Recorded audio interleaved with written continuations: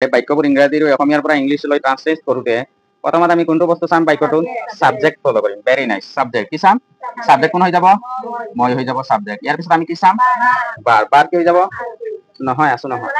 চলাই আছো মানে কি মানে মই চলাই আছো ইয়াত বাৰ মেইন বাৰ হৈ যাব মেইন বাৰ কি হৈ যাব জানা নেকি চলোৱা ইয়েস ভেৰি নাইস মেইন বাৰ হ'ব চলোৱা আমি জানিব লাগে চলোৱাৰ ইংৰাজী কি হয় নহয় নহলে চোৱাচোন বাক্যটো কি হৈ যাব সাবজেক্টৰ আই হৈ যাব আমি ফৰমেশন মতে সাবজেক্টৰ টাইপ আই বহালো হয় নহয় ইয়াৰ পিছত তুমি ফৰমেশনটো ফলো কৰিব লাগিব বাট ডাইৰেক্ট প্ৰেজেন্ট ইনফিনিটিভ নিচিনা বাট ডাইৰেক্ট বহালে নহব ফৰমেশন ফলো কৰিব লাগিব আইৰ লগত আমি ইয়াত যে তিনিটা বিভাৰ্ব আছে এম ইজ আৰৰ পৰা যিকোনো এটা ল'ব লাগিব আমি কি ল'ম এম ল'ম আই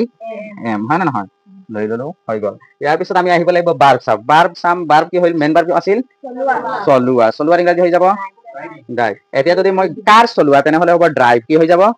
ড্ৰাইভ হয় নহয় কাৰ চলোৱাৰ ড্ৰাইভ হৈ যাব বাছ চলোৱাৰ ড্ৰাইভ হৈ যাব আৰু যদি সাইকেল হয় বাইক হয় তেনেহলে হ'ব ৰাইড কি হৈ যাব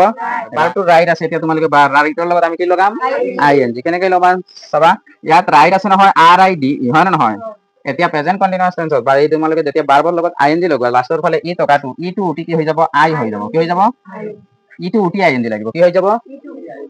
ই টু উটি আই এন জি লাগি যাব I am riding মই চলাই আছো মই পিছত কি চলাই আছো ইয়াত পিছত লিখিলে হ'ল এখন চাইকেল এ বাইসাইকেল কি বুলি কয় I am riding a bicycle বুলি কয় কি বুলি কয়